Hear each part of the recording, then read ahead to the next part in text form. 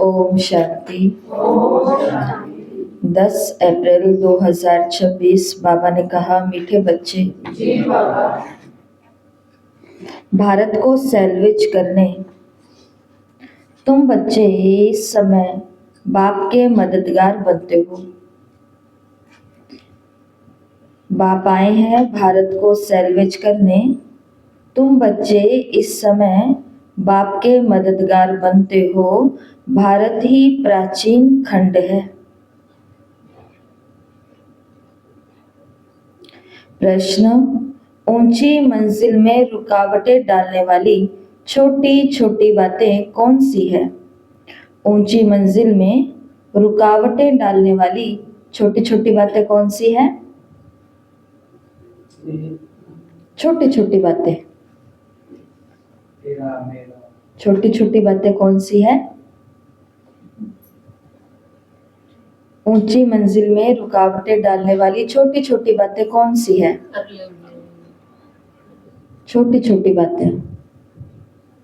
बाबा तो याद ही, बाबा तो साथ ही, एक ही तो बात है।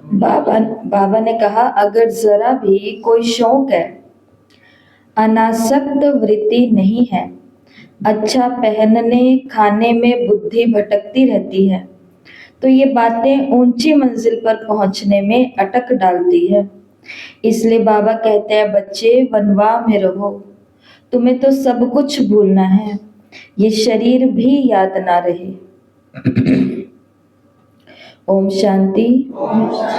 बच्चों को ये समझाया है कि ये भारत ही अविनाशी खंड है और इसका असल नाम है भारत खंड। हिंदुस्तान नाम तो बाद में पड़ा है। भारत को कहा जाता है स्पिरिचुअल खंड। ये प्राचीन खंड है। नई दुनिया में जब भारत खंड था तो और कोई खंड नहीं थे। मुख्य है ही इस्लामी, बौद्धि और क्रिश्चियन। अभी तो बहुत खंड हो गए हैं। भारत अविनाशी खंड है। उनको ही स्वर्ग, हेवन कहते हैं। नई दुनिया में नया खंड एक भारत ही है। नई दुनिया रचने वाला परमपिता परमात्मा, स्वर्ग का रचयिता, हेवनली गॉड फादर। भारतवासी जानते हैं कि ये भारत अविनाशी खंड है। भारत स्वर्ग था। जब कोई मरता है तो कहते हैं स्वर्ग पधारा। समझते हैं स्वर्ग कहाँ? ऊपर में है। वैकुंठ, बाबा ने कहा देलवाड़ा मंदिर में भी वैकुंठ के चित्र छत में दिखाए हैं। ये किसी की बुद्धि में नहीं आता कि भारत ही हेवन था, अब नहीं है। अभी तो हेल है। तो भारत कभी क्या था? स्वर्ग था। अभी क्या है? नर्क है, हेल है। तो ये भी अज्ञान ठहरा। ज्ञान और अज्ञान दो चीजें होती हैं। ज्ञान को कहा जाता है दिन, अज्ञान को कहा जाता है रात। घोर सोजरा और घोर अंधियारा कहा जाता है। सोजरा माना राइज, अंधियारा माना फॉल। मनुष्य सूर्य का फॉल देखने के लिए सनसेट पर जाते हैं। ढलता हुआ सूरज देखने के लिए सनसेट पर जाते हैं। अब वो तो है हद की बात, इसलिए कहा जाता है ब्रह्मा का दिन, ब्रह्मा की रात। अब ब्रह्मा तो है प्रजापिता, तो जरूर प्रजा का पिता हुआ। ज्ञान अंजन सतगुरु दिया, अज्ञान अंधेर विनाश। ये बातें दुनिया में कोई भी समझते नहीं। यह है नई दुनिया के लिए नई नॉलेज, हेवन के लिए हेवनली गॉड फादर की नॉलेज। गाते भी है गॉड इज नॉलेजफुल, तो टीचर हो गया। फादर को कहा जाता है पतित पावन, और कोई को पतित पावन नहीं कह सकते। श्री कृष्ण को भी नहीं कह सकते। फादर तो सबका एक है। श्री कृष्ण तो सबका फादर है नहीं। वो तो जब बड़ा हो, शादी करे, तो एक दो बच्चों का बाप बनेगा। राधे कृष्ण को प्रिंस, प्रिंसेस कहा जाता है। कभी स्वयंवर भी हुआ होगा। शादी के बाद ही माँ बाप बन सकते हैं। उनको कभी कोई वर्ल्ड गॉड फादर नहीं कहेंगे, तो कृष्ण को विश्व का पिता नहीं कहेंगे। वर्ल्ड गॉड फादर सिर्फ एक ही निराकार बाप को कहा जाता। ग्रेट ग्रेट ग्रैंडफादर शिव बाबा को नहीं कह सकते। Great great grandfather Prajapita Brahma है, आदि पिता। उनसे बिरादरियां निकलती हैं। वो इनकॉर्पोरियल गॉडफादर निराकारी आत्माओं का बाप है। निराकारी आत्माएं जब यहाँ शरीर में हैं, तब भक्ति मार्ग में पुकारती हैं। ये सब तुम नई बातें सुनते हो, यथार्थ रीति कोई भी शास्त्र में नहीं है। बाप कहते हैं मैं सन्मुख बैठ तुम बच्चों को समझाता हूँ। फिर ये ज्ञान सारा गुम हो जाता है। फिर जब बाप आए तब आकर के यथार्थ ज्ञान सुनाए। बच्चों को ही सन्मुख समझाकर वर्षा देते हैं। फिर बाद में शास्त्र बनते हैं। यथार्थ तो वो बन न सके, क्योंकि सच की दुनिया ही खत्म हो, झूठ खंड हो जाता है। तो बाबा ने कहा, कल भी बाबा ने बताया, दशहरे को क्या बना दिया, एक स्टोरी बना दिया।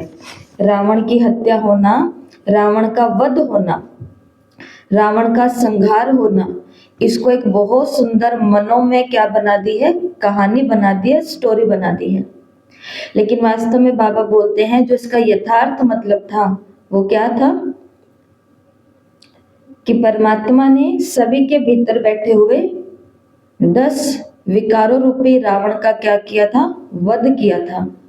ज्ञान के बाण से सभी को प्योर बनाया था। लेकिन बाबा ने कहा कि ये बातें फिर बाद में और बातों के साथ मिक्स कर करके बताई गई, तो झूठी चीजें होगी, क्योंकि उतरती कला होती है, सच से तो चढ़ती कला होती है। भक्ति है रात, अंधियारे में ठोकरें खानी पड़ती हैं, माथा टेकते रहते हैं।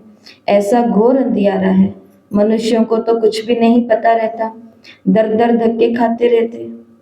इस सूर्य का भी राइज और फॉल होता है, जो बच्चे जा करके देखते हैं। अब तो तुम बच्चों को ज्ञान सूर्य का उदय होना देखना है। राइज ऑफ भारत और डाउनफॉल ऑफ भारत, तो भारत का उत्थान और भारत का पतन। भारत ऐसे डूबता है जैसे सूर्य डूबता है। तो कौन से चित्र में दिखाया हुआ है भारत कैसे डूबता है? सीढ़ी के चित्र में बिल्कुल क्लियर है कि भारत कितना ऊंचा था, लेकिन धीरे धीरे धीरे डूबता गया नीचे। तो भारत ऐसे डूबता है जैसे सूर्य डूबता है। सत्य नारायण की कथा में ऐसे दिखाते हैं कि भारत का बेड़ा नीचे चला जाता है, फिर बाप आकर के उनको सैल्वेज करते हैं। तुम इस भारत को फिर से सैल्वेज करते हो, ये तुम बच्चे ही जानते हो। तो बताओ, कल की मुरली में बाबा ने कहा कि ये तुम्हारा कर्तव्य है। सुनीता बहन, क्या है हमारा कर्तव्य कल की मुरली से, जो आज की मुरली में भी आ गया, इसलिए पूछा है। बच्चों का क्या कर्तव्य है? कल की मुरली में बाबा ने क्या कर्तव्य बताया था? अंजलि बहन, कर्तव्य पोता पोती बनाना है। कल की साकार मुरली में लक्ष्मी बहन कर्तव्य है। तुम बच्चों का क्या कर्तव्य है? विमला बहन, ये तो आप सब बातें बता रहे हो। राजबहन, आप पर आ गया। नो। हरी माता जी, कर्तव्य का मतलब होता है जिम्मेवारी, उत्तरदायित्व, रिस्पॉन्सिबिलिटी। बताओ हरी माता जी, शिव बाबा ने क्या कर्तव्य करने के लिए कहा था कल? बाबा कहता है अपने, हाँ ठीक है, जो एक जो सुना है ज्ञान वो सबको देना है बाबा की। कुसुम बहन, पिंकी बहन, टाइम वेस्ट नहीं करना। कैलाश बहन, सुरेंद्र भाई जी से तो अभी पूछा ही नहीं था। सबको बाबा का परिचय देना, इसलिए तो आपको पीछे छोड़ देते हैं, क्योंकि पता है कि आपको पता होगा, नोट्स होते हैं, लिखा हुआ होता है तो याद भी रहता है सब बातें ना। तो क्या कर्तव्य है? कल की मुरली में बाबा ने कहा था, जो आज भी बाबा ने कह दिया है। आज बाबा ने कहा है कि तुम्हें सैल्वेज करना है, जो डूबे हुए हैं उनको निकालना है। जो डाउनफॉल में चले गए हैं, सूर्य अस्त हो चुका है सबके जीवन का, तुम्हें उदय करना है, मतलब अंधियारे से सबको सोजरे में लेकर के जाना है। कल की मुरली का यही महावाक्य था ना। कल की मुरली के अंदर बाबा ने यही कहा था कि भाई मैं आया हूँ तुम्हें अंधियारे से सोजरे में ले जाने, तो तुम्हारा कर्तव्य है सभी को सोजरे में लेकर के जाना। हाँ जी, पहले पॉइंट में था ये, बिल्कुल। तो शिव बाबा ने कहा है कि बाप आकर के सबको सैल्वेज करते हैं, तुम इस भारत को फिर से सैल्वेज करते हो। तो कल किस किस ने किसी को अंधेरे से बाहर रोशनी में लाया था? लाया था, लाया था। फोन पे सेवा करी थी, और मन से सेवा में तो हमारी पाठशाला वाले नंबर 1 नंबर लेंगे। बाबा ने कहा ये तुम बच्चे अभी जानते हो, तुम निमंत्रण भी देते हो। नवनिर्माण प्रदर्शनी भी नाम ठीक है, नई दुनिया कैसे स्थापन होती है उसकी प्रदर्शनी चित्रों द्वारा समझाने दी जाती है, तो वही नाम चला आए तो अच्छा है। नई दुनिया कैसे स्थापन होती है, वह राइज कैसे होती है, ये तुम दिखाते हो। जरूर पुरानी दुनिया फॉल होती है तब दिखाते हैं कि राइज कैसे होता है। तो बाबा ने कहा प्रैक्टिकली उन्हों के पास जा करके, उन्हों को निमंत्रण दे करके, बुला करके हमें ये प्रदर्शनियां दिखानी पड़ेंगी कि भाई देखो ऐसे भारत डूबा और ऐसे भारत आज ऊपर चढ़ रहा है। चंडीगढ़ के अंदर कल आपको दीदी का छोटा सा शायद क्लिप भेजा है कि नहीं भेजा, लेकिन वो बता रहे थे वहाँ यूनिवर्सिटी के अंदर एक बहुत बड़ा एक्सपेरिमेंट हुआ है कि गुस्सा, वहाँ के जितने भी सीनियर लोग थे या और अधिकारी ऑफिसर भी आए हुए थे, उन सभी को बिठाया, थोड़ी बहुत उनमें कोई बातचीत हुई थी, तो गुस्सा करने के बाद में उनके वो मशीन होती है, उनके मन के संकल्पों को लिया गया कि इनका मन कितना शांत है। मेडिटेशन फिर उनको कराया, मेडिटेशन कराया नहीं, जैसे दीदियाँ प्रवचन करती है, लेक्चर करती हैं, तो उनको लेक्चर में बिठाने के बाद में फिर उनका मन की ऊर्जा को देखा गया, तो इतना बड़ा फर्क था। तो वहां पर सभी को क्या ये बताया गया कि सिर्फ मेडिटेशन की बातें सुन करके हमारा मन इतना पीसफुल हो जाता है, तो मेडिटेशन को करके हम अपने जीवन को कितना डाउनफॉल से राइज ऊपर की ओर ले जा सकते हैं। तो बाबा ने कहा इसके लिए उन्हों को निमंत्रण दो, प्रदर्शनी लगाओ, चित्रों पर समझाओ कि नई दुनिया कैसे स्थापन होती है। जरूर पुरानी दुनिया फॉल होती है तभी तो दिखाते हैं कि राइज कैसे होती है। तो ये भी एक स्टोरी है। राज्य लेना और गवाना 5000 वर्ष पहले क्या था? कहेंगे सूर्यवंशियों का राज्य था। फिर चंद्रवंशी राज्य स्थापन हुआ, वो तो एक दो से राज्य लेते हैं, दिखाते हैं फलाने ने राज्य किया, वो कोई सीढ़ी नहीं समझते। ये तो बाप समझाते हैं कि तुम गोल्डन एज से सिल्वर एज में गए, सीढ़ी उतरते आए। ये 84 जन्मों की सीढ़ी है, सीढ़ी उतरनी होती है फिर चढ़नी भी होती है। डाउनफॉल का भी राज समझाना होता है। भारत का डाउनफॉल, भारत का पतन कितना समय और उत्थान कितना समय। फॉल एंड राइज ऑफ भारतवासी, तो भारत का पतन होने का मतलब है भारतवासियों का पतन होना, और भारत का उत्थान होने का मतलब है भारत में रहने वालों का उत्थान होना। भारत कोई अलग चीज नहीं है और यहाँ रहने वाला अलग चीज नहीं। लोग कहते हैं कि बहुत बुरे हाल है इंडिया के, कैसे हुए? इंडियंस के कारण। लेकिन कोई ऐसा बोलता बहुत बुरे हाल है मुझ भारतीय के, ऐसा तो कोई नहीं बोलता।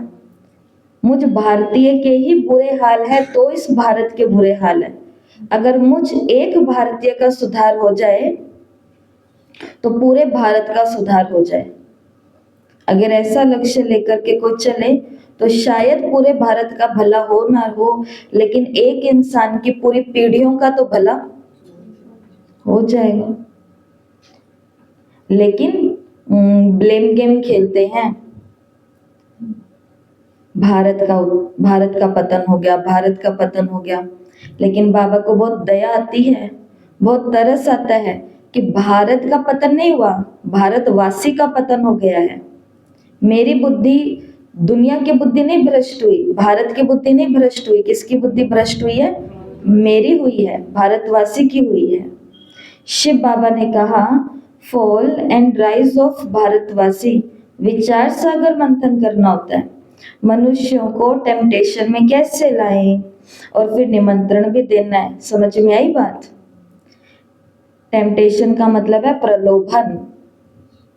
बाबा ने कहा कोई भी आप प्रदर्शनी लगा रहे हो, चलो प्रदर्शनी की बातें छोड़ो, घर में कोई भी छोटा मोटा फंक्शन कर रहे हैं, उसके अंदर भी कैसे मैं अधिक से अधिक लोगों को लेकर के आऊं, ऐसा क्या उनको मैं निमंत्रण देकर के आऊं, ऐसा क्या मैं उनको बोल कर के आऊं। बाबा ने कहा इसके ऊपर विचार सागर मंथन करो, नहीं तो वही कार्यक्रम, वही दीदी, वही क्लास वाले और आस पड़ोस के वही दो चार चेहरे, बाकी कहाँ है मोहल्ले वाले, बाकी घर वाले लोग कहाँ हैं? क्योंकि बाकियों के पास पैर पैर से जाना पड़ेगा। मुख से भगवान की, भगवान के घर की और भगवान की बहनों की तारीफें करनी पड़ेंगी। कहीं पर कथा होती है, कोई कथावाचक आते हैं, क्यों उनके पास इतने सारे लोग भीड़ में चले जाते हैं? हाँ वो भक्ति है, वो बात अलग है, लेकिन फिर भी इसके पीछे कारण ये भी होता है कि निमंत्रण देने वाले लोग ये बोलते हैं, जो हमने सुना है, निमंत्रण देने वाले लोग ये बताते हैं कि वो कितने अनुभवी हैं, वो कितने सालों से तपस्या कर रहे हैं, वो कितने सालों से इस घाट पर रह रहे हैं, वो कितने सालों से कर रहे हैं। तो लोगों के अंदर क्या होती है? इच्छा होती है उन्हें देखने की। और हमने अपने वालों को देखा है, कभी कभी गली में आते जाते बोल देते आ जाना हमारे कल ओम शांति का सत्संग है, बस ऐसे बोल दिया और आ गए। ऐसे होता है? ऐसे नहीं होता। बाबा सब कुछ देख रहा है। और फिर सेवा की बात आती है तो हम सभी क्या बोलते हैं कि हम मनसा सेवा करते हैं। कैसे करते हैं? हम किसकी करते हैं मनसा सेवा? उस दिन भी आपको कहा था ना कि हम मनसा सेवा करते हैं। हम करते किसकी है मनसा सेवा?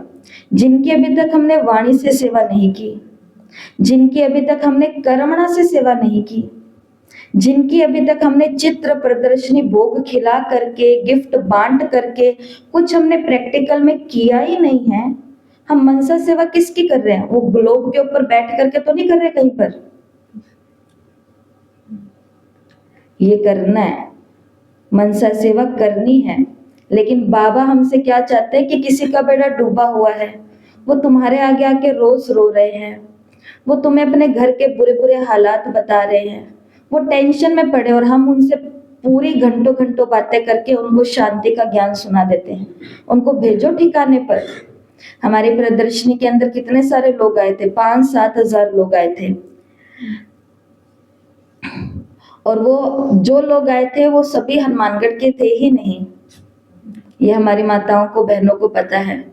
ये खुद फॉर्म भरा रहे थे तो इन्हों को पता है कि किसी को संगरिया का दे रहे हैं, किसी को पीलीबंगा का दे रहे हैं, किसी को सूरतगढ़ का दे रहे हैं, किसी को टिब्बी का दे रहे हैं, किसी को बठिंडा का दे रहे हैं, पंजाब से भी थे, दूर दूर वालों का एड्रेस दे रहे हैं। और खुशी की बात है कि अभी 2 दिन पहले जाकर के आए एक सेंटर पर, और वहां पर दीदी ने बताया कि आपका नाम लेकर के आए थे लोग कोर्स करने के लिए। तो जब हम किसी की सेवा करते हैं तब जाकर के उनके प्रति हमारी मनसा प्रभावित होती है। शिव बाबा ने आज हमें ये कर्मणा सेवा, वाचा सेवा या प्रदर्शनी की, पर्चों की, खर्चे की, पैसे लत्ते की, बुक्स बांटने की, बुक्स छपवाने की, पोस्टर छपवाने की, ये सभी प्रकार की सेवाओं के बारे में बताया कि तुम लोगों को निमंत्रण दो और उन्हों को आकर के टेम्पटेशन दो, प्रलोभन भी दो कि आप आएंगे तो आपको वहां से फिर बाद में मेडिटेशन के लिए कोई ना कोई चीज भी जरूर मिलेगी। और वो आते हैं। बच्चों को आप कह दो कि तुम्हें टॉफी मिलेगी, आते हैं कि नहीं आते? चॉकलेट मिलेगी, चॉकलेट आ सभी बच्चों को। कमाते हैं। तो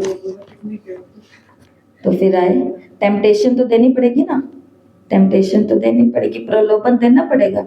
भाइयों बहनों आकर समझो, बाप की महिमा तो पहले बतानी है। शिव बाबा की महिमा का एक बोर्ड होना चाहिए।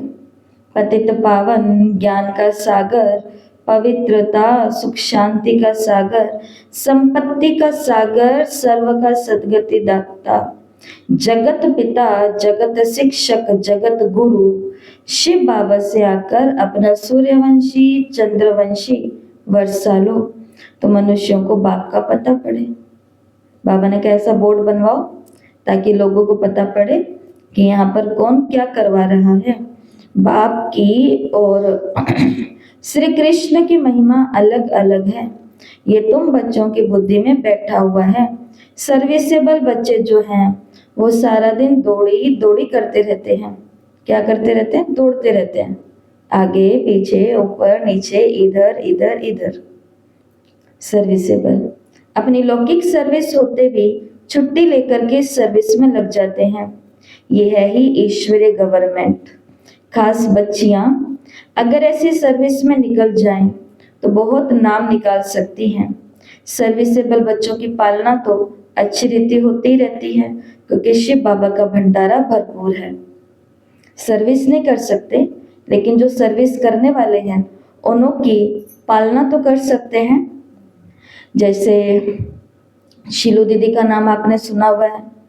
ये शीलू दीदी और सभी हैं, इन्होंने शुरुआत में 7 डे कोर्स की प्रदर्शनियों के कोर्स तैयार किए थे। तो ये जहाँ पर भी टीवी में भी इनका कार्यक्रम होता था, जी टीवी पर आना शुरू हुआ था। फिर ऐसे अलग अलग इनके वीआईपीस कार्यक्रम होते थे। तो जब ये वापस घर में आते थे पांडव भवन में, तो जो भोली दादी होते थे और जो भी दीदियाँ होती थी, खास दादियाँ, तो वो इन्हों को बादाम खिलाती थी। किसी को नहीं खिलाती थी, चुप करके खिलाती थी।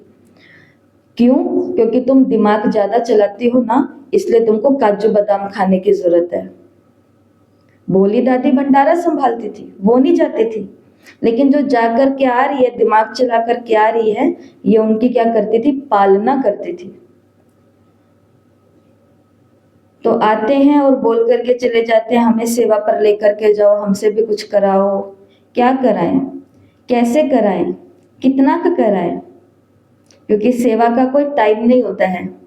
और कभी कभी जिज्ञासु कैसे चलते हैं? टाइम के अकॉर्डिंग चलते हैं। अभी हमारे खाने का टाइम है, बच्चे का टाइम है, सोने का टाइम है, नहाने का टाइम है, भागने का टाइम है, जो भी टाइम है, सेवा के लिए वो फिट ही नहीं हो रही है कहीं पर, तो सेवा नहीं कर सकते।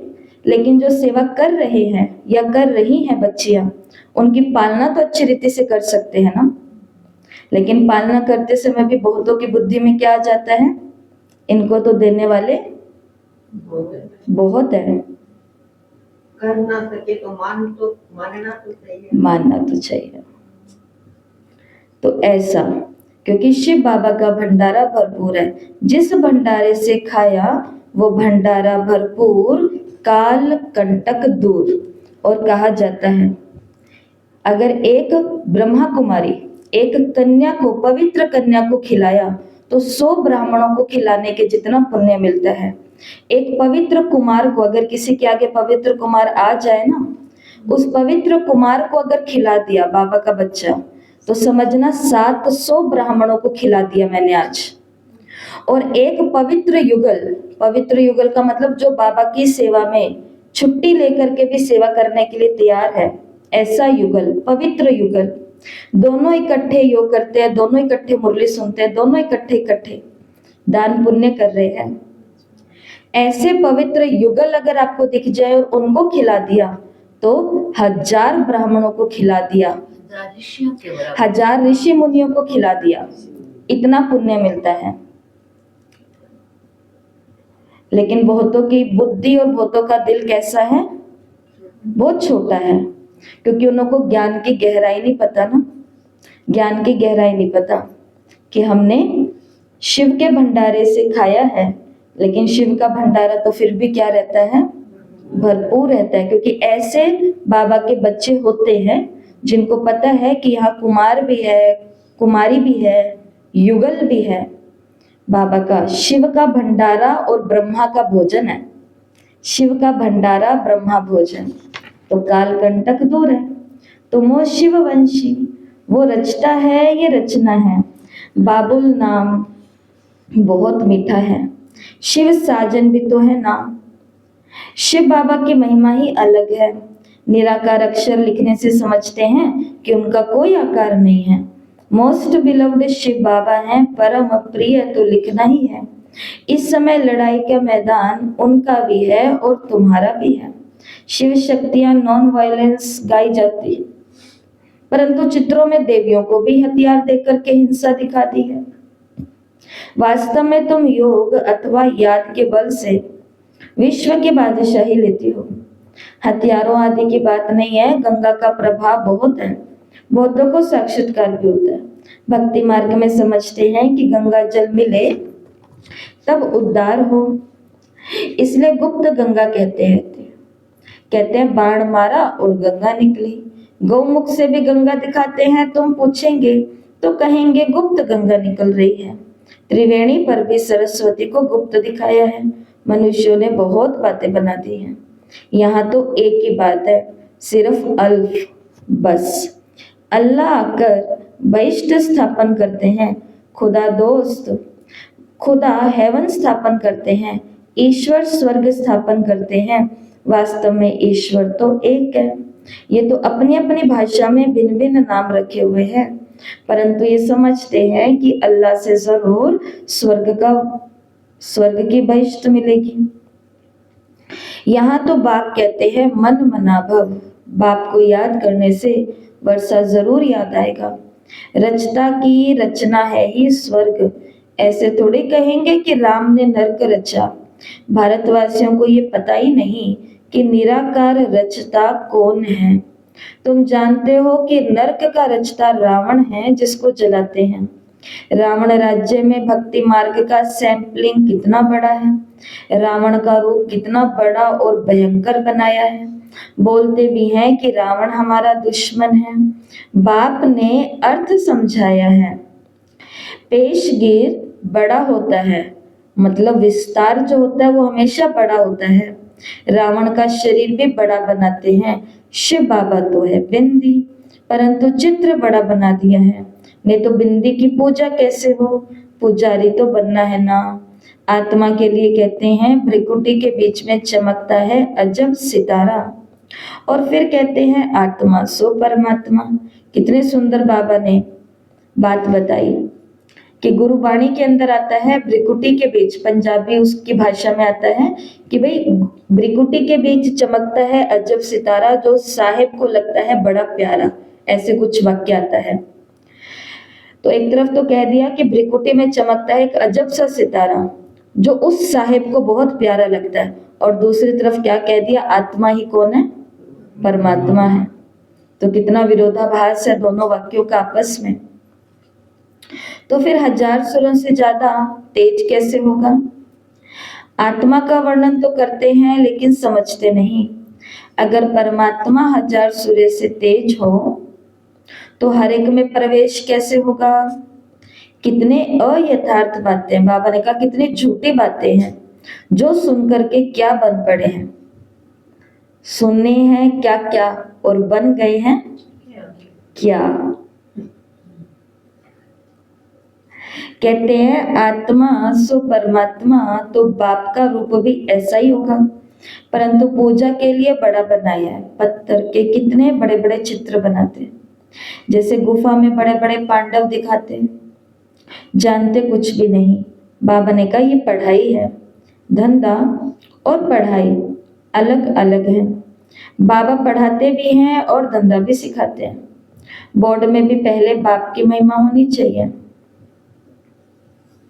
बाप की फुल महिमा लिखनी है। ये बातें तुम बच्चों की बुद्धि में नंबरवार पुरुषार्थ अनुसार आती है, इसलिए तो महारथी और घोड़े सवार कहा जाता है। हथियार आदि की कोई बात नहीं, बाप बुद्धि का ताला खोल देते हैं।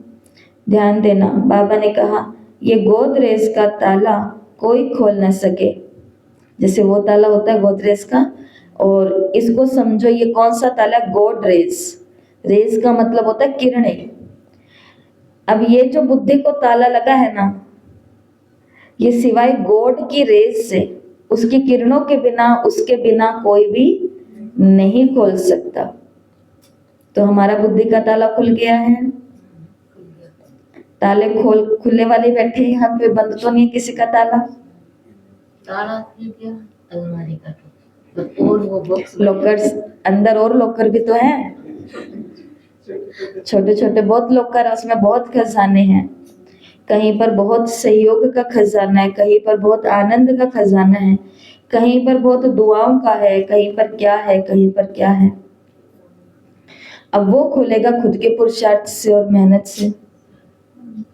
ये भी अपनी मेहनत और पुरुषार्थ से ही बाबा खोलते हैं, ऐसे नहीं खोल सकता। ऐसे अगर भगवान सबकी बुद्धि खोल दे तो फिर तो इतने साल थोड़ी ना लगते। चाबी तो दे दिया भाई को, सारी चाबी खोल सकते हैं। फिर हमें कोने से चाबी कौन सी है? 1984 की मुरली, 1984 की मुरली। मधुबन के आंगन में घूम रहे थे चाबी लेते लेते। कौन सी चाबी? समृद्धि की चाबी। जब याद रहता है ना मैं कौन हूँ, तो खजाने आते हैं। और जब विस्मृति हो जाती है मैं कौन हूँ, फिर याद आ जाता है मैं तो दादी हूँ, मैं तो नानी हूँ। कल बाबा ने कहा जैसे कि फिर ये भूले और खजाने भी भूले। आज की भी अव्यक्तवाणी ध्यान से सुनना, बाबा ने उसके अंदर लेने और देने की बहुत सारी गहरी बातें बताई है। तो खजाने सब भीतर ही हैं, चाबी भी हमारे पास है, लेकिन समृद्धि और विस्मृति चाबी खुद ही खो देते हैं, या भूल जाते हैं, या क्या कर देते हैं, गले में लेके घूमते रहते हैं। बाप के पास मिलने आते हैं तो बाबा बच्चों से पूछते हैं आगे कभी मिले हो, इस जगह पर, इस दिन कभी मिले हो? तो बच्चे कहते हैं हाँ बाबा, 5000 वर्ष पहले मिले थे। अब ये बातें ऐसे कोई पूछ न सके। कितनी गुह्य समझने की बातें हैं, कितनी ज्ञान की युक्तियां बाबा समझाते हैं, परंतु धारणा नंबरवार होती है। शिव बाबा की महिमा अलग है, ब्रह्मा विष्णु शंकर की महिमा अलग है। हर एक का पाठ अलग अलग है, एक ना मिले दूसरे से। ये अनादि ड्रामा है, वही फिर रिपीट होगा। अभी तुम्हारी बुद्धि में बैठा हुआ है कि हम कैसे मूल वतन में जाते हैं, फिर आते हैं पाठ बजाने के लिए, जाते हैं वाया सूक्ष्म वतन। आने समय सूक्ष्म वतन नहीं है, तो सूक्ष्म वतन 100 साल के लिए रचा जाता है, आते समय सूक्ष्म वतन नहीं है। सूक्ष्म वतन का साक्षात्कार भी कभी किसी को होता ही नहीं। सूक्ष्म वतन का साक्षात्कार करने के लिए कोई तपस्या नहीं करते, क्योंकि उनको कोई जानते ही नहीं। सूक्ष्म वतन का तो कोई भगत थोड़े होगा, सूक्ष्म वतन अभी रचते हैं। वाया सूक्ष्म वतन जाए फिर नई दुनिया में आएंगे। इस समय तुम वहां आते जाते रहते हो, तुम्हारी सगाई हुई है, ये पीहर घर है। तो अभी कहाँ बैठे हैं? अभी पीहर घर में बैठे हैं। और ससुर घर कहाँ है? ससुराल सत्युग, विष्णुपुरी। तो बाबा ने कहा अभी तुम्हारी सगाई हुई है, ये पीहर घर है। विष्णु को पिता नहीं कहेंगे, वो है ससुर घर। जब कन्या ससुर घर जाती है तो पुराने कपड़े सब छोड़ जाती है। तो तैयार है अपना पुराना कपड़े छोड़ने के लिए? ये हमारे फेवरेट सूट रह जाएंगे कोई? अभी तो दुनिया के अंदर कोई किसी को अपनी ड्रेस कोई फंक्शन में पहनने के लिए दे देता है, एक कोई धागा निकाल करके दे दे तो वहीं पर ही बातें ही बंद हो जाती है सारी की सारी। तो कैसे छोड़ करके जाएंगे पुराना? छोड़ना तो पड़ेगा, समय आएगा तो सब करना पड़ेगा, लेकिन नंबर समय को मिल जाएंगे, हमें नहीं मिलेंगे। फिर समय नंबर को मिल जाएंगे, हमें नंबर नहीं मिलेंगे। कल प्यारे बाबा ने कहा कि बच्चे जब दुखी होते हैं तो याद करते हैं, दूसरे पन्ने का पहला पहरे की लास्ट लाइन। बच्चे जब दुखी होते हैं तो याद करते हैं, यही बच्चे जब सुखी हो जाएंगे तो याद ऐसे हैं हम। मुरली में मतलब से ऐसे बताया ना, आवश्यकता, आवश्यकता से। आवश्यकता पर, मतलब पर, समय पर याद करना। तो ये वाले गिफ्ट बाबा ने साइड कर दिए, ये बच्चे को मेरे को साइड में। बाबा को कौन सा? जो सदा स्नेह से याद करता है, सदा स्नेह में समाये रहता है। तो बाबा ने कहा कन्या की जब सगाई होती है ना, और कन्या जब ससुर घर जाती है तो पुराने कपड़े सब छोड़ जाती है। तुम पुरानी दुनिया को ही छोड़ देते हो। तुम्हारे और उनके वनवाह में कितना फर्क है। ब्रह्मा कुमारी जीवन में और एक साध्वी के जीवन में बहुत फर्क है। फर्क है या नहीं है? उनके पास सब साधन है, देखो 3 साधन पड़े हैं, लेकिन साधन होते हुए भी अनासक्त होकर के रहना कि इसमें खुद की कोई चीज मेरे को नहीं है जो मेरी मनपसंद हो, या मेरे टाइम पास के लिए हो, या मेरे फ्री टाइम के लिए, चलो भाई बहुत हो गया थोड़ा सा टाइम पास करते हैं फोन पे। नहीं, साधन है तो सिर्फ किसके लिए? सेवा के लिए है। गाड़ियां खड़ी है तो किसके लिए है? सिर्फ सेवा के लिए। या कभी आपने किसी ब्रह्मा कुमारी बहन को सुना होगा कि चलो भाई सेवा करते करते बहुत दिन हो गए, आज थोड़ा मार्केट गेड़ी लगा करके आए, लाओ तुम्हारी गाड़ी, कुछ खा के आए? सुना ऐसा कभी? खा ही नहीं सकते, जा ही नहीं सकते, लेकिन किसी बहन को ये बोलते सुना कि आज मेरा मन कर रहा है कहीं पर घूम के आने का, लाओ आपकी गाड़ी, चले घूमने के लिए। बिना सेवा के कहीं जाती नहीं है दीदी, और बिना सेवा के किसी के साधन के डिमांड करती नहीं है दीदी। और उसके अंदर भी अगर हम बहाना लगा लें तो कितनी बड़ी गलत बात हो जाएगी। और बहाना लगा लिया कोई बात नहीं, ना बोल दिया कोई बात नहीं, लेकिन उसके पीठ के पीछे जाकर के अगर बातें बनाई कि भाई देखो खुद का तो कुछ करते नहीं, हमें जब मन करे कभी ये ले आओ, कभी ये ले आओ, कभी ये कर दो, कभी ये कर दो। पाप के ऊपर पाप, पाप के ऊपर महापाप बना लिया। कहाँ बैठे बैठे? यहाँ बैठे बैठे, क्योंकि भूल गए कि ये किसके लिए कह रही है। खुद के लिए कहे तो मजे की बात है, तो करो बातें, बढ़िया है।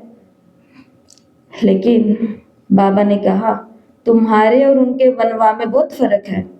ऐसी कौन सी साध्वी होती है जो आपके आगे ट्रे लेकर के आए, भाई जी लो पानी पियो, माता जी लो टोली खाओ। ऐसी कौन होती है जो हमारा इंतजार करती रहे? कोई नहीं होती है। लेकिन इनके इस इजीनेस को, इस झुकने के स्वभाव को वो क्या समझ लेते हैं कभी कभी कि इनको हमारी जरूरत है। ऐसे समझने वाले कितने ही चले जाते हैं, लेकिन काम तो फिर भी जोरों शोरों पर चलता है। पहले रुका हुआ था, बाद में जोरों शोरों पर चलता है। इसलिए कल की अव्यक्त मुरली में, कल की साकार मुरली में बाबा ने कहा, कल की साकार मुरली में बाबा ने कहा ये मैं और मेरा, ये तुम्हें हटाना है। ये देह अभिमान है, मैं ये सेवा करता हूँ, मैं ये सेवा करती हूँ, और कोई करता ही नहीं है। अहंकार, बहुत बड़ा अहंकार। गुरु के घर में आकर के उसकी दी हुई सेवा को अपनी सेवा समझना, ये बहुत बड़ा अहंकार है। और अहंकार तो उसने किसी का साई नहीं आज तक उठा करके पटका सीधा। तो बाबा ने कहा आप भी वनवाह में हो, संसार की बहुत सारी आत्माएं भी वनवाह में हैं, लेकिन दोनों के वनवाह में, संन्यास में बहुत फर्क है। तुमको बहुत अनासक्त रहना चाहिए, देह अभिमान तोड़ना है। ऊंची साड़ी पहनेंगी तो झट देह अभिमान आएगा, मैं आत्मा हूं ये तो भूल ही जाएंगे। इस समय तुम हो वनवाह में। वनवाह और वानप्रस्थ एक ही बात है। शरीर ही छोड़ना है तो साड़ी नहीं छोड़ेंगी क्या? ये मेरी सबसे अच्छी साड़ी है। बाबा ने कहा जब शरीर ही छोड़ना है तो ये मेरी सबसे अच्छी साड़ी है, ये नहीं छोड़ेंगी, छोड़ेंगे। हाँ, हल्की साड़ी मिलती है तो दिल छोटी होती है। कोई गिफ्ट हल्का मिल गया हमें, किसी को हमारे सामने अच्छा गिफ्ट मिल गया तो दिल क्या हो जाती है? उसी समय छोटी हो जाती है। मेरे को गंदा सा मिला, भावनी देखिए कि कहां से मिला, क्या मिला। रंग से ही वह हो जाता है, रंग दूसरा तो भी। हल्की साड़ी मिलती है तो दिल छोटी हो जाती है।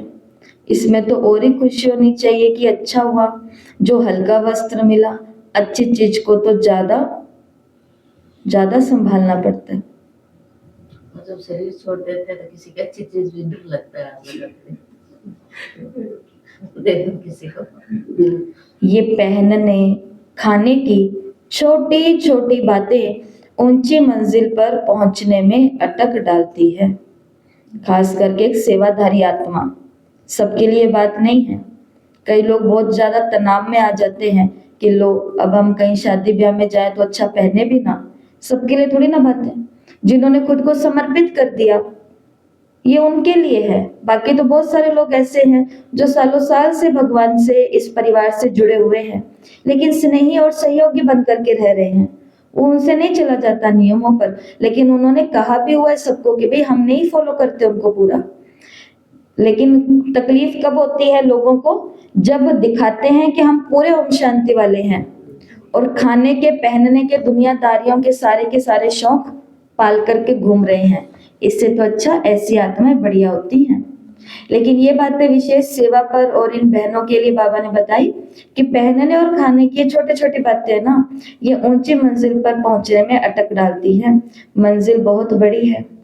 कथा में भी सुनाते हैं ना कि पति को कहा ये लाठी भी छोड़ दो। बाप कहते हैं ये पुराना कपड़ा, पुरानी दुनिया सब खलास होनी है। इसलिए सारी दुनिया से बुद्धि योग तोड़ना है। इसको बेहद का संन्यास कहा जाता है। बाबा ऊपर खड़े हैं, साकार बाबा, और दादियां आ रही हैं बहुत सुंदर कपड़े पहने हुए, यूथ यंग दादियां। तो दादी ऊपर सीढ़ी चढ़ करके जाती है, प्रकाशमय दादी, और ये सब रंगीन कपड़े पहने हुए हैं। उस समय की बातें हैं। बाबा ने जाते पूछ लिया कि बच्ची पिताम्बरधारी को पति बनाना है या कोट पैंट वाले को। तो दादियां इतनी छोटी थी, उनको दुनियादारी की इन बातों की कोई समझ नहीं थी। तो वो कहते हैं दादियां कि हमें पता ही नहीं था कि बाबा का पूछने का मतलब क्या है, कि भाई क्या मतलब है पिताम्बरधारी चाहिए कि कोट पैंट वाला। तो उन्होंने फिर बाबा से पूछा। तो फिर बाबा ने बोला कि देखो, पिताम्बरधारी अगर पति के रूप में चाहिए कृष्ण, कोट पैंट वाला पति के रूप में चाहिए ये कलयुग वाला लड़का या आदमी जो भी है। तो उन्होंने बोला कि नहीं बाबा, हमें तो पिताम्बरधारी चाहिए, कृष्ण चाहिए। तो बाबा ने दादियों को बोला, दादी अपना अनुभव सुनाते हैं कि पिताम्बरधारी कृष्ण चाहिए, पिताम्बरधारी से अपना विवाह करना। पिताम्बरधारी अगर पति रूप में चाहिए तो यहाँ पर ये सब तुम्हें त्यागना पड़ेगा, वनवाह में रहना पड़ेगा। और वो दिन और लास्ट के 2007 तक के दादी का दिन, दादियां क्या बताती अपने अपने समय काल के अंदर कि उसके बाद में हमने कभी वो रंगीन कपड़े नहीं पहने, कभी गले में, कान में, हाथों में ज्वेलरी नहीं पहनी। जब इस कोई साधारण घरों की लड़कियां भी नहीं थी, कन्याएं। आजकल तो साधारण घरों के भी होते तो भी कितने ऑर्नामेंट्स पहन करके घूमते हैं, आभूषण पहन करके घूमते हैं, वो ज्यादा घूमते हैं। लेकिन ये तो इतने धनाढ्य और संपन्न परिवारों की थी कि गोल्ड और डायमंड की चीजें पहनती थी। और उसी समय त्याग दिया, किसके लिए, कि हमें पिताम्बरधारी से ही विवाह करना है, कोट पैंट वाला। तो जब कोट पैंट वाला चाहिए नहीं तो खुद को भी कोट पैंट वाले के लायक बनाने वाला खुद को भी बनाना नहीं है। खुद को भी फिर कैसा रहना पड़ेगा, उस दुनिया के छोटे मोटे खाने पीने से दूर रखना पड़ेगा, पहनने के शौकों से दूर रखना पड़ेगा। कितने सारे लोग हैं वो मधुबन नहीं जा पाते, सेवा केंद्रों पर नहीं आ पाते, क्योंकि खाने की प्रॉब्लम आ जाती है। खाने के शौक है बड़े, और बाबा के घर में खाना मिलता है कैसा, एक तो बिना लहसुन प्याज का और ऊपर से बिल्कुल ही सात्विक, बिल्कुल ही सात्विक। पहनने की चीजें भी सारी ये बाबा के लोगो लगाए हुए होंगे और ये कुछ होएगा। तो कितनी सारी कन्याएं और बहनें हैं तो वो बहुत कुछ इसके पीछे भी नहीं कर पाते हैं। और बाबा ने क्या, तुम्हें तो सारी पुरानी दुनिया से बुद्धि योग तोड़ना है। इसको बेहद का संन्यास कहा जाता है। और जो तोड़ करके बैठे हैं उनके लिए हम क्या बोलते हैं, ये तो इनका काम ही, इन्होंने क्या बड़ा काम किया। उनके वैराग्य को वो क्या समझते हैं, इन्होंने ऐसा क्या कर लिया। और हमको एक यूनिफॉर्म पहन करके आनी होती है क्लास में, उसमें भी शर्म आती है। उसमें भी कितनी शर्म है, कितने बहाने हैं, कितनों के बंधन है, क्या कुछ है। देखने वाले क्या कहेंगे। क्या कहेंगे। कल बाबा के घर पे बाबा के बच्चे आए, नए नए बच्चे, तो वो उतरते ही सामने हमारी सिंधी माताएं होती है, तो वो तो बाद में वाइट ड्रेस पहनती है ना, युगल के जाने के बाद में जैसे, तो उन्होंने पहना हुआ था, तो वो लोग अंदर आए, नए थे, तो अंदर आते कहते हैं कि दीदी सामने भी वो जो रहते हैं वो भी ओम शांति वाले हैं ना, बाबा के ही है वो भी। तो हमने कहा वैसे तो सब बाबा के ही हैं, सब ओम शांति वाले ही हैं, सबको शांति चाहिए, लेकिन ये हमारे सिंधी माताएं हैं। कहने का भाव, यूनिफॉर्म से वाइट ड्रेस जिसकी देख ली वो क्या सोचते हैं, और पास में रहते हैं तो ये पक्का ही ओम शांति वाले होंगे। इसके लिए बाबा ने कहा देखो अभी हमको कहाँ रहना है, बेहद के सन्यास में रहना है, बेहद का सन्यास। सन्यासियों ने तो हद का सन्यास किया, वो तो फिर भी अंदर आ गए हैं, आगे तो उन्होंने बहुत ताकत थी। उतरने वाले की क्या महिमा हो सकती है, नई नई आत्माएं भी पिछाड़ी तक आती रहती हैं पाठ बजाने, उनमें क्या ताकत होगी। तुम तो पूरे 84 जन्म लेते हो, ये सब समझने की कितनी अच्छी बुद्धि चाहिए। सर्विसेबल बच्चे सर्विस में उछलते रहेंगे, ज्ञान सागर के बच्चे ऐसे भाषण करें जैसे बाबा उछलता है, इसमें फंक नहीं होना है। बाबा ने कहा भाषण करो तो कैसा करो, जैसा बाबा उछलता है, ऐसा लगना चाहिए। ये नहीं सुना रहे हैं, साक्षात प्रभु ही आकर के हमें तो सुना रहे। भाई मेरे मन की बात इन्होंने कैसे कह दी। लोग कहते हैं जो मैं सोच रही थी वो आपने कैसे कह दिया, जो हम सोच रहे थे वो आपने कैसे बोल दिया। तो ये होएगा सिर्फ ज्ञान सागर के बच्चे बन करके, और दिल के अंदर क्या चाहिए, बहुत ज्यादा सेवा के प्रति रिगार्ड, प्रैक्टिस, अभ्यास, समर्पण भाव, लोगों के लिए रहम, तो ये उछल आ सकती है। अच्छा, मीठे मीठे सिकिले थे बच्चों प्रति माता पिता बाप दादा का याद प्यार और गुड मॉर्निंग। रूहानी बाप की रूहानी बच्चों को नमस्ते। हम रूहानी बच्चों की रूहानी माता पिता बाप दादा को याद प्यार नमस्ते, गुड मॉर्निंग, ओम शांति, शुक्रिया बाबा, शुक्रिया। धारणा के लिए मुख्य सार, तो आज बाबा ने सभी को क्या करने के लिए कहा है, वनवा में रहना है, सन्यासी बनने के लिए कहा है। घर वाले हमें जो चीज दे दें तो वो स्वीकार करो, सेंटर वाले जो चीज दे दें वो स्वीकार करो। बाबा ने कहा बाकी अब नौजवानों की तरह या नए नए गृहस्थियों की तरह या नए नए बच्चों की तरह अपने अंदर खाने और पीने के शौक नहीं रखने हैं, खाने पहनने के शौक नहीं रखने हैं। फिर भी मैं कहती हूँ कि ये बात सबके लिए नहीं है, भगवान ने तो सबके लिए कही है, लेकिन हम कहते हैं फिर भी ये बातें विशेष उन्हीं आत्माओं के लिए है जिन्होंने पहले यहाँ से खुद को झुका दिया है भगवान के आगे। जो बिल्कुल समर्पित हो जाते हैं उनको ये कहना भी नहीं पड़ता, वो आत्माएं ऐसी बन जाती हैं, अपने आप हो जाते हैं। तो आज क्या बनना है, बेहद का सन्यासी और मददगार बने हैं। हाँ, देवाने शरीर का कुछ नहीं रखना, केयर जरूर करेंगे हम, हाँ, लेकिन हाँ अनासक्त होकर के रहना है। और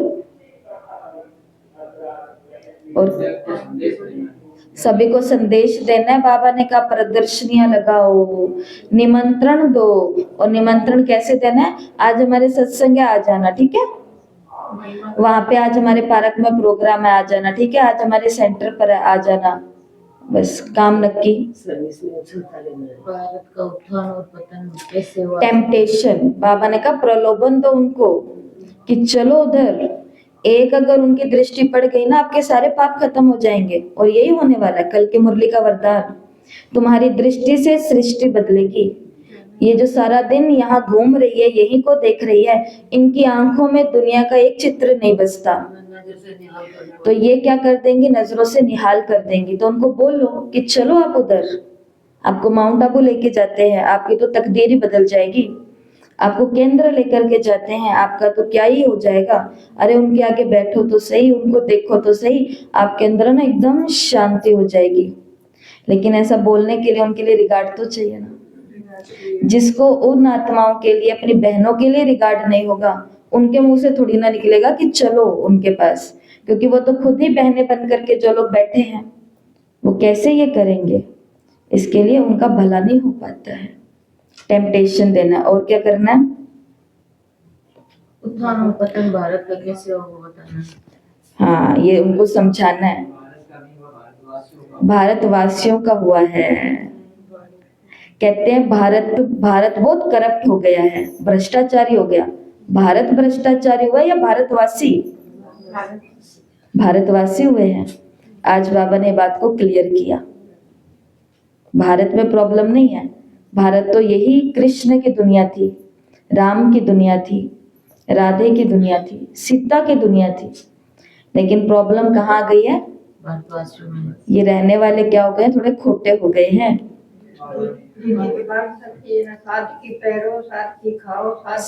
सादगी। बाबा ने कहा ज्यादा ऊंची चीज पहन के चलोगे तो प्रवचन पर ध्यान कम होगा, जूते पर ध्यान ज्यादा होगा। शरीर छूटेगा तो पीछे याद आएगी कपड़ों की, याद आएगी। इसलिए तो कपड़ा तो पहले ही कोने लुटाई थी। हाँ, यही याद रहेगी। फिर वो योग में थोड़ी ना ध्यान होगा, चप्पल में ध्यान होगा। धारणा के लिए मुख्य सार। पहला तो आज 2 बातों पर हमें बहुत चिंतन करना है। बुद्धि से बेहद का संन्यास करना। याद रखना, परिवार में रहने वालों के लिए बाबा ने विशेष कहा है, बुद्धि से बेहद का संन्यास करना है। वापस घर जाने का समय है, इसलिए पुरानी दुनिया और पुराने शरीर से अनासक्त रहना है। पुरानी दुनिया और पुराने शरीर से अनासक्त रहना है। दूसरा, ड्रामा की हर सीन को देखते हुए सदा हर्षित रहना है। ड्रामा की हर सीन को देखते हुए सदा हर्षित रहना है। ये पॉइंट बाबा ने मुरली में तो नहीं कही, लेकिन इससे जुड़ी हुई पॉइंट बाबा ने मुरली में कही कि अगर आपको कोई छोटी चीज मिल गई, हल्की साड़ी मिल गई, बाकी सबको बहुत अच्छी साड़ी मिली, लेकिन मेरे को बस ऐसी हल्की सी साड़ी मिल गई, तो बाबा ने क्या कहा था मुरली में कि अंदर में सोचो ये तो और ही खुशी की बात हो गई कि मेरे को संभाल थोड़ी कम रखनी पड़ेगी। इसलिए बाबा ने मुरली का दूसरा पॉइंट दिया है धारणा का कि ड्रामा की हर सीन को देखते हुए सदा हर्षित रहो। हर बात में दुखी नहीं होते जाना।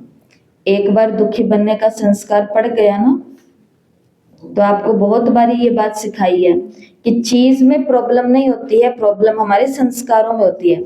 फिर दोनों की कुर्सी एक जैसी होगी, लेकिन उनकी कुर्सी कोने वाली होगी, मेरी कुर्सी बीच वाली होगी, तो उसमें भी प्रॉब्लम हो जाएगी कि देखना उनको तो कोने की कुर्सी मिल गई, वो तो आराम से डायमंड हॉल से बाहर चले जाएंगे, मेरे को इन्होंने बीच की कुर्सी में बिठा दिया। इसमें भी दुख आएगा। समझे? तो ये संस्कार की बात होती है। संस्कार अगर बना लिया ना दूसरे का देख करके खुद को हीन भावना में लाने का, तो इनके जैसा दुखी संसार में कोई नहीं हो सकता। ये अपने शरीर से भी हमेशा दुखी रहेंगे, क्योंकि दूसरों के स्वस्थ शरीरों को देख रहे हैं। ये उनके शरीर को नहीं देख रहे हैं जो आंखों से देख नहीं पा रहे, पैरों से चल नहीं पा रहे, जिनके शरीर के अंदर कैंसर के कीटाणु घूम रहे हैं, लेकिन इनको तो सुंदर सुंदर शरीर दिख रहे हैं, तो ये दुखी रहेंगे। ये बच्चों के भी दूसरे को ही बच्चों को देखेंगे, खुद वालों को नहीं देखते हैं, अपने से नीचे वालों को भी नहीं देखते हैं, तो ये दुखी रहेंगे। पत्नी भी दूसरे की, पति भी दूसरे का, प्रॉपर्टी भी दूसरे की, नौकरी भी दूसरे की, सेंटर भी दूसरे का, जिज्ञासु भी दूसरे की, दीदी भी दूसरे की, सब कुछ ये दूसरे का देखते हैं। इसलिए हमेशा ये क्या रहते हैं, चाहे ज्ञान में आए चाहे ज्ञान में ना। ज्ञान का इससे कोई लेना देना नहीं है। योग से संस्कार को कितना चेंज किया, बात यहाँ पर होती है। इसलिए हर कंडीशन में बाबा ने कहा ड्रामा की हर सीन को देखते हुए क्या रहना है, सदा हर्षित रहना है। वरदान, बाप दादा को अपना साथी समझकर, बाप दादा को अपना साथी समझकर डबल फोर्स से कार्य करने वाले सहज योगी भव। बाप दादा को अपना साथी समझकर डबल फोर्स से कार्य करने वाले सहज योगी भव। कोई भी कार्य करते बाप दादा को अपना साथी बना लो तो डबल फोर्स से कार्य होगा और समृद्धि भी बहुत सहज रहेगी, क्योंकि जो सदा साथ रहता है उसकी याद स्वतः ही बनी रहती है। तो ऐसे साथी रहने से व बुद्धि द्वारा निरंतर सत्य का संग करने से सहज योगी बन जाएंगे और पावरफुल संग होने के कारण हर कर्तव्य में अपना आपका डबल फोर्स रहेगा, जिससे हर कार्य में सफलता की अनुभूति होगी। इंसान एक, कार्य अनेक, लेकिन वो सभी कार्यों में सफलता प्राप्त कर लेते हैं। कारण है जो संग लिया है ना वो बहुत ज्यादा पावरफुल है। कल एक नई आत्मा बाबा के घर आई। वो नई आत्मा, मैंने कहा कि अरे आपको तो पहली बार देखा है। बढ़िया है। वो आंखों से आंसू बहाने लग गए।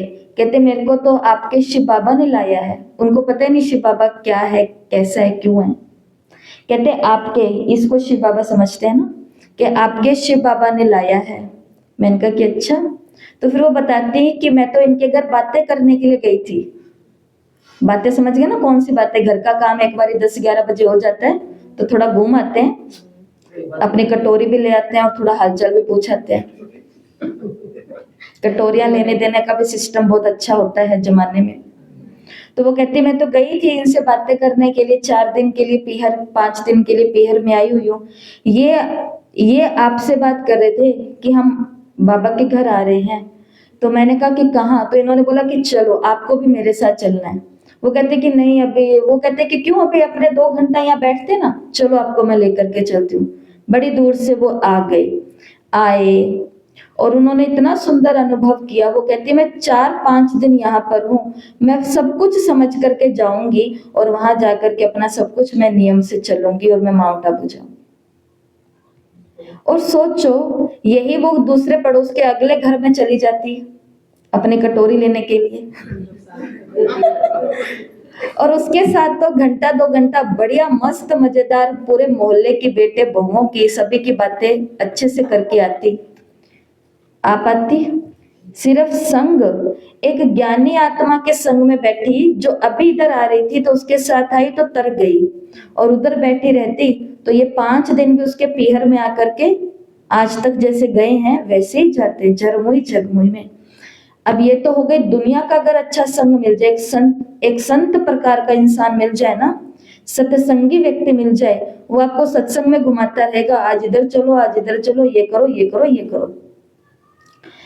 सोचो अगर सीधा परमात्मा ही संग के रूप में मिल जाए तो सारे काम कैसे होंगे, डबल फोर्स से होंगे। उस आत्मा को फिर कोई भी रोक, क्योंकि उसका बैकबोन कौन है, बाप दादा। फिर सफलता की अनुभूति होगी। इसके लिए कोई भी काम में अगर सफल होना है तो मैं अपने अनुभव से कहती हूँ कि अच्छे साथियों के साथ रहो जो आपको नीचा नहीं ऊपर चढ़ाए, और ये मेरा भाग्य रहे, अच्छे साथी मिले ऊपर चढ़ाने वाले। और दूसरा, बाबा को अपना क्या बनाओ, पक्का पक्का संग, उसी के संग संग रहूंगी तो सफलता मिलेगी।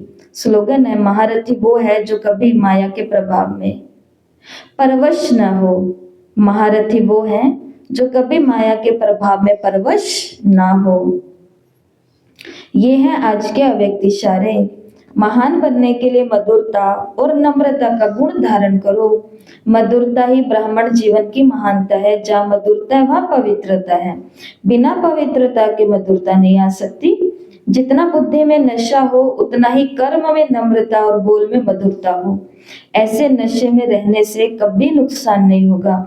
सिद्धि को पाने वाले स्वयं को नम्रचित्त निर्माण और हर बात में अपने आप को गुण ग्राहक और मधुरता संपन्न बनाएंगे। मैं कौन हूँ, ग्राहक हूँ। किसका, गुणों का। जिसमें भी कोई गुण दिखता है वो बहुत अच्छे वीडियो बनाते हैं, उनसे वो गुण सीखो कि मैं कैसे कराऊं। वो बहुत अच्छा लेक्चर करते हैं, उनके लेक्चर सुनने शुरू कर दो, आप भी बहुत अच्छे बन जाओगे। वो बहुत अच्छा होमवर्क करते हैं, कॉपी करना शुरू कर दो, आपका भी चिंतन शुरू हो जाएगा। जिसका जो गुण अच्छा लगता है उसका वो गुण को थोड़ी देर सुनो, पास रहो, समझो और मधुरता से संपन्न बन जाएंगे। तो बाबा ने कहा मधुरता ब्राह्मण जीवन को क्या बनाती है, महान बनाती है। और मधुरता जहाँ होती है ना वहां पर पवित्रता जरूर होती है। अपवित्र बातें करने वाले अगर बहुत मिठास से बातें कर रहे हैं तो वो मधुरता नहीं मानी जाएगी, वो जहर माना जाएगा। ठीक है, ये आज की मुरली रही है और मुरली से सभी स्वमान लिखना। मैं डबल फोर्स से कार्य करने वाली सहज योगी आत्मा हूं। मैं डबल फोर्स से कार्य करने वाली सहज योगी आत्मा हूं। ठीक है, डबल फोर्स का मतलब डबल, बाप दादा दोनों के संग से। इसके लिए अगर आगे बढ़ना है जीवन में, लास्ट में पछतावा नहीं रखना, तो संग पर क्या दो, चाहे साकारी संग हो चाहे अव्यक्त निराकारी संग हो, बेस्ट होना चाहिए। ओम शांति।